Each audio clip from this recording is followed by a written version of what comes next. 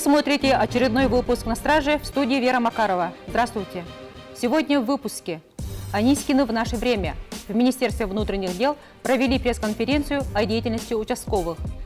Обыски в ЯТЭК. Проводятся оперативные мероприятия в рамках расследования уголовного дела. 2 года колонии за 2 смерти. Якутский горсуд выпустил на свободу Алексея Юрченко. Все на пол. В Якутске средь бела дня ограбили комиссионный магазин. Рейды на дорогах. Выявлены должники по оплате административных штрафов и налогов. А теперь обо всем подробнее. 3 апреля в Министерстве внутренних дел состоялась пресс-конференция заместителя начальника полиции по охране общественного порядка МВД по Республике Саха-Якутия, полковника полиции Олега Лебедя, а также в ней приняли участие заместитель начальника отдела организации деятельности участковых уполномоченных и подразделений по делам несовершеннолетних МВД Республики, подполковник полиции Михаил Иванов и начальник отдела организации деятельности участковых уполномоченных и подразделений по делам несовершеннолетних Межмуниципального управления МВД России Якутское, подполковник полиции Александр Амосов. Участковая самая основная, самая ближе к народу, участковая уполномоченная. Это никто не отрицает. Все мы выросли, до фильмов про Анискина и так далее. Профилактика, самое основное, все это остается. Основная функция у нас остается службы участковых, это профилактика, как индивидуальная, так и, естественно, общая профилактика. У нас в республике Министерство внутренних дел по штату 471 участковых уполномоченных во всех районах. В общем-то, люди идут, молодые парни идут с образованием в нашу службу. В городе Якутске, самый большой, естественно, в городе Якутске, это 108. Как сообщил Олег Лебедь, участковые уполномоченные полиции, как самая близкая к народу служба, не только непосредственно работает с населением, но и раскрывает преступления. Вот за 2017 год, то, что само ближе, само больше разрешает участковые уполномоченные в республике, разрешено у нас аж 83 тысячи заявлений. То есть практически каждое второе заявление разрешено участковым уполномоченным.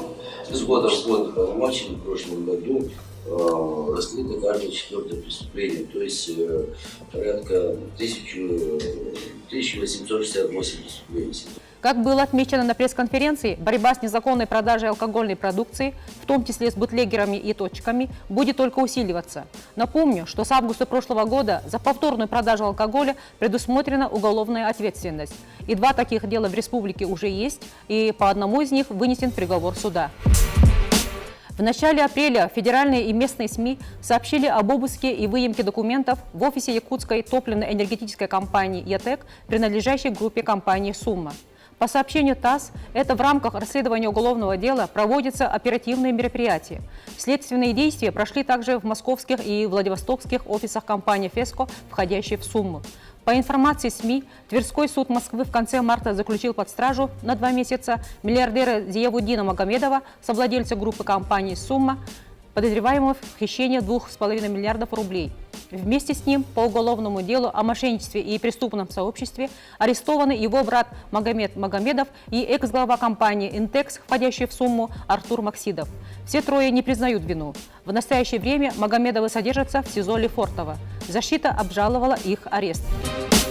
Якутский городской суд выпустил на свободу бывшего директора Кангаласской средней школы Алексея Юрченко, по вине которого в августе 2016 года произошло смертельное дорожно-транспортное происшествие. Об этом передал телеканал «Якутия-24».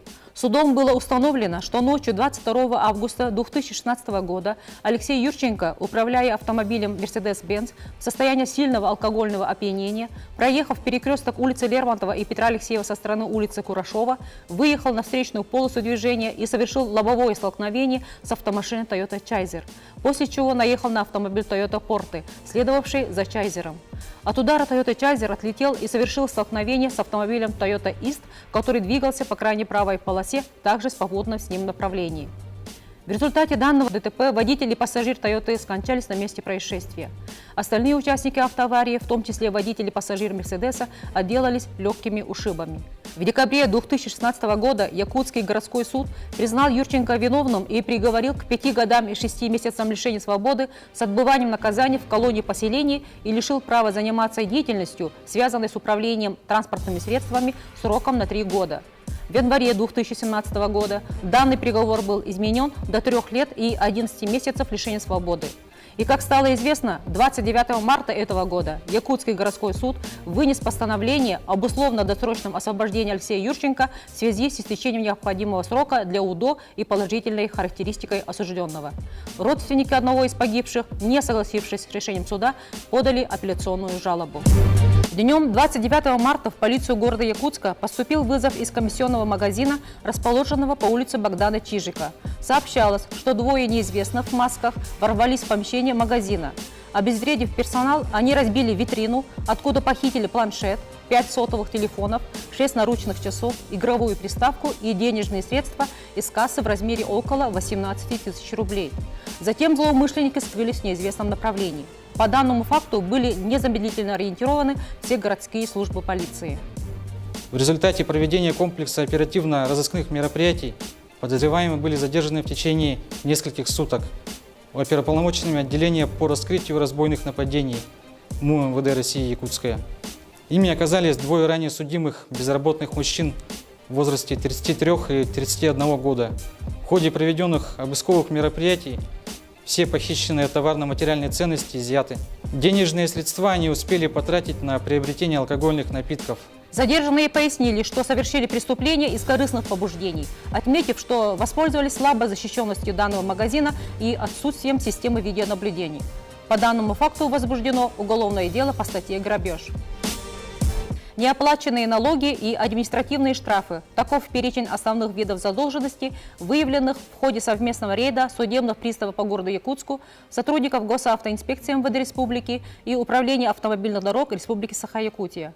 В ходе совместного выезда, то есть рейда, выявлено определенное количество должников, по которым по 21 исполнительным производствам плачено на данное время. Также наложен арест на автомобиль в количестве 4, так сказать, штук, да, и некоторые из них изъяты. Также должникам вручены требования о том, чтобы они исполнили требования исполнительного документа и погасили свою задолженность в пользу взыскателя. Отметим, что целью подобных рейдовых мероприятий является не только стимулирование должников к погашению образовавшейся задолженности, но и профилактика последствий несвоевременного исполнения обязательств.